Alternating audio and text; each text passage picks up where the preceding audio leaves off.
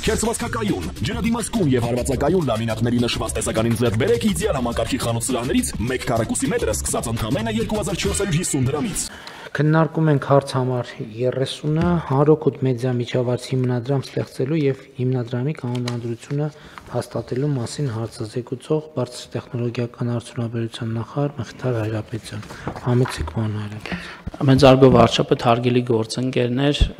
կառավարության որոշման սույն նախագծով ըստ էության միանգամից մենք երկու որոշում ենք առաջարկում կայացնել, նախ ստեղծել հիմնադրել նոր հիմնադրամ հանրօգուտ մեդիա միջավայր անունով, ինչպես նաև հաստատել վերջինիս կանոնադրությունը։ Այս նախաձեռնությունը բխում է նրանից, որ դեռևս 2020 թվականին ընդունվեց նոր օրենք, ուրեմն տեսալսողական մեդիայի մասին, որը պարտադրում էր արդեն իմպերատիվ կերպով հանրային մուլտիպլեքսով հեռարձակվող հեռուստաալիքներին առնվազն 20%-ը եթերի ապահովել հանրօգուտ կոնտենտով։ Սա ասելով բնականաբար մենք նախ եւ առաջ նկատի ունենք նաեւ հաշվի առնելով միջազգային փորձը կրթական, գիտական, մշակութային, սպորտային, սոցիալական բովանդակությամբ այն կոնտենտը, որը կամ չի կարողանում կոմերցիոն ուրեմն գործիքներից օգտվելով գումար գեներացնել կամ շատ բարդ է ըստ էության։ Այս նոր կարգավորումները, ինչպես նաեւ գովազդային շուկայում որոշակի սահմանափակումներ, որ 2021 թվականի փետրվարից սկսած, երբ ընկերությունները լիցենզիաներ ստացան հանրային մուլտիպլեքսում հեռարձակվելու, որոշակի իրողություններ ստեղծեցին եւ հետեւաբար մեզ դրդեցին լուծումներ առաջարկել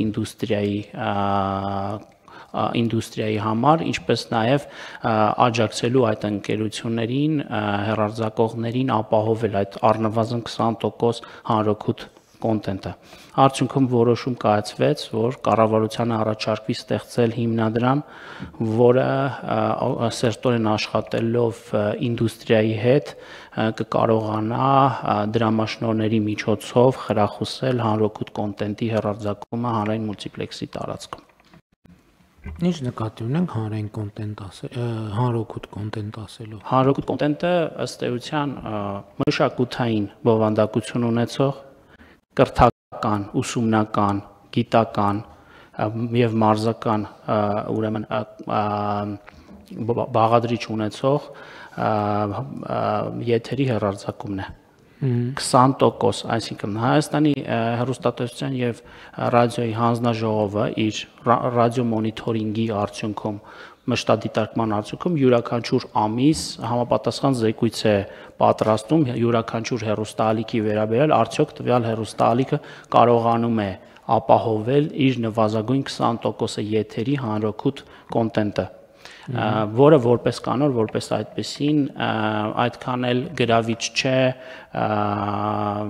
վաճառքի տեսանկյունից։ Սակայն մենք օրենսդրությունը մշակելիս կարևորել ենք, որ պետք է առնվազագույն շերմ սահմանվի այդ օրինակ բովանդակությամբ եթերի համար, հեռուստադիտողի համար, որը բնականաբար այս գործիքակազմով մենք առաջարկում ենք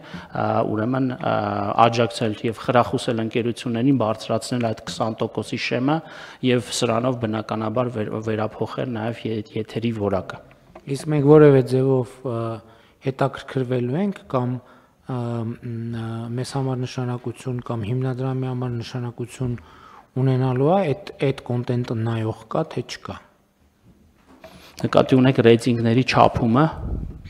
Դու նկատի ունեմ նայողների չափումը, այո։ Բնականաբար այո, իհարկե սա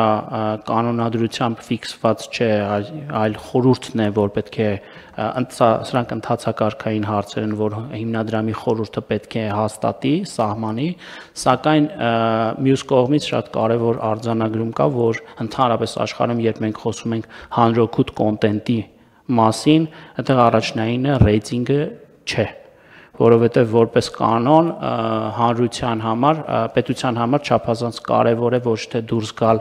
պոպուլյարությունից ելնելով, օրինակ տարատեսակ սերիալներ, որ կարող են միլիոնավոր դիտումներ ունենալ, այլ պետական նարատիվների տեսանկյունից պետության համար առաջնահերթ համարվող բովանդակությամբ, թեմատիկ բովանդակությամբ սնուցել հեռուստադիտողին։ Բայց այո, հեռուստաում, հեռուստադիտողին։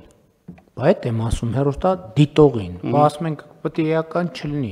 Այսինքն ես չեմ հասկանում, այս մտածողությունը որտեղից է Հայաստան, որ ասում են դե եկեք բան ներկայացում բեմադրենք, ոչինչ, թող մարդ չգա նայի, որ կարևորն է նա, որ դա տեն շատ հանրօգուտ եւ բարձր մշակութային Ժորժ ջան, մարդու համար է այդ ամեն ինչը։ Եվ կներեք համաձայն չեմ ձեզ հետ, որ բանի այդ հանրօգուտ դուք նշեցիք գիտական։ Այսօր բանում YouTube-ում գիտական բովանդակությամբ նյութեր կան, միլիոնավոր դիտումներ ունեն։ Մարզականը այդ երբանից է, որ մարզականը բան չի հետաքրքրում մարդկանց։ Մշակութային բաներ կան, կոնտենտ կա, միլիոնավոր դիտումներ ունեն։ Ես համաձայն չեմ այդ տրամաբանությանը։ Հենա հիմա էլ կա հեռարձակում էլի օթում այդ բանը, այդ բովանդակությունը պատտվում է, ով հետևից վազի կբռնի։ Ես համաձայն չեմ, կանոնադրության մեջ չկա, ինչի չկա կանոնադրության մեջ։ Բա փողը տալիս ենք, մենք ենք տալիս։ Այո, կառավարություն։ Բա փողը տալիս ենք, արդյունքի հետևից պետքա գնանք, դե ո՞նց կարա տենց բանը լինի։ Որ ասենք հա դե լավ կարևորն է նա, տենց կա, չէ, որ հետո ասում ենք, բա ինչ եղավ։ Բանից դարակից հանում են DVD-ները, այսքան, ասում են հեսա։ Ասում ենք, բայց ինչքան մարդանա է, ասում են դե մի այսքան։ Տենց չի լինի։ Դա փողի վատնում է։ Իհարկե ես չեմ կարող ինձ վերապահել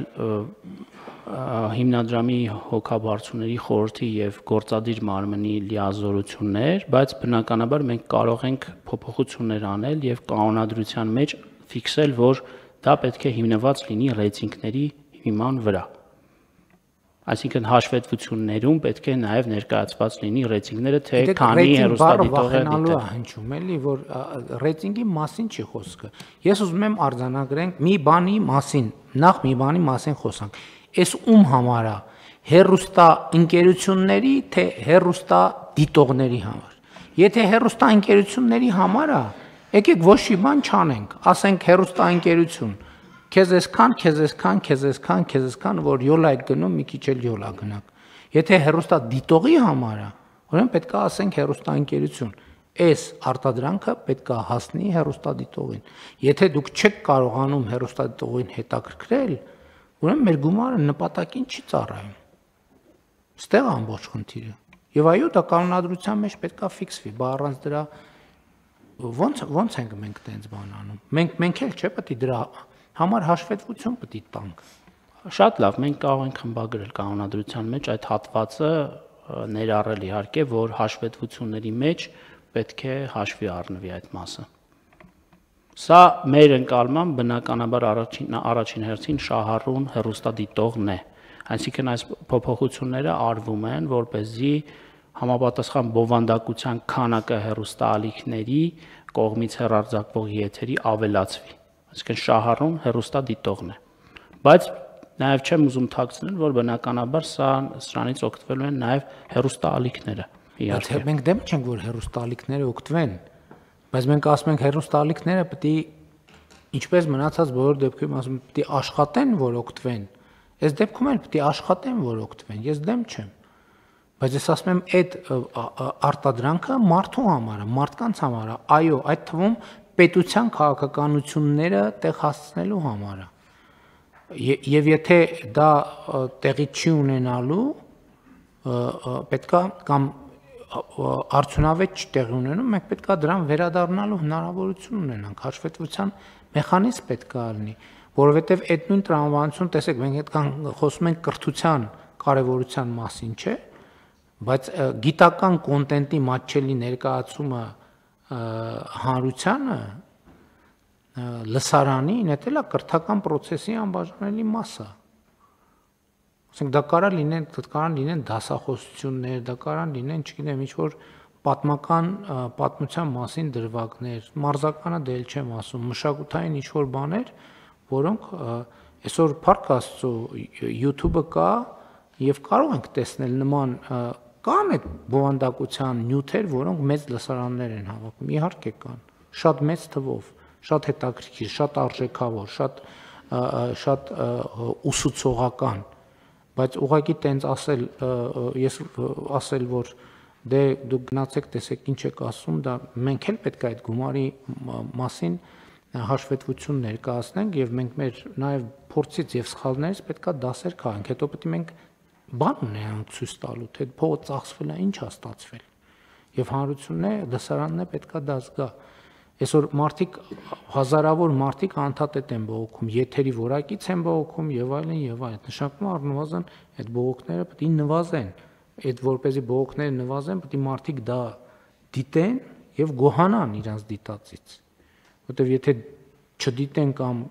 դիտեն չգոհանան, էլ չեն դիտի։ Եվ կստացվի, որ իներցիոն էլի գումար ենք ծախսում։ Համաձայն եմ ձեզ հետ իրականում եւ նաեւ սրանով էր պայմանավորված, որ ըստ էության առաջարկում են նախագծով 7 հոգանոց հոգաբարձուների խորհուրդ, որտեղ որի ցանկը պիտի հաստատվի ձեր կողմից, այսինքն յուրաքանչյուր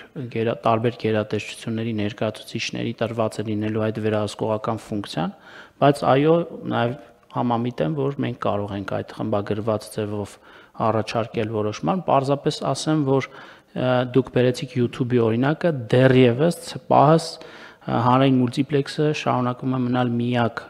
ուրեմն համակարգը, որը ամբողջ հանրապետությունով անվճար հեռարձակելու, եթեր հեռարձակելու հնարավորություն է տալիս, որը նաև մեր սահմանադրական պարտավորությունն է քաղաքացիների առջև, այսինքն լավ է, որ on-line տիրույթում այդ մենք խրախուսենք մեր քաղաքացիներին, որ օգտվեն այդ նյութերից, հանրօգուտ նյութերից, բայց նաև այս հարթակը ամբողջությամբ հանրապետությունը ծածկելու հնարավորություն է տալիս անվճար կերպով, նաև սրանով է պայմանավորված, որ այս հիմնադրամը թիրախավորելու է հենց հանրային մուլտիպլեքսում հեռարձակվող հեռուստաալիքներին։ Շատ լավ, բայց ես YouTube-ը հիշատակում եմ որպես հարթակ, որտեղ կարելի է տեսնել ինչն է, որ լսարանը հավաքում եւ ինչն է, որ լսարան չի հավաքում։ Այսինքն դա որոշակի ինդիկացիա է։ Ես ասում եմ, որ գիտական բովանդակության շատ մեծ քանակի նյութեր կան, որոնք միլիոնավոր դիտումներ են ապահովում,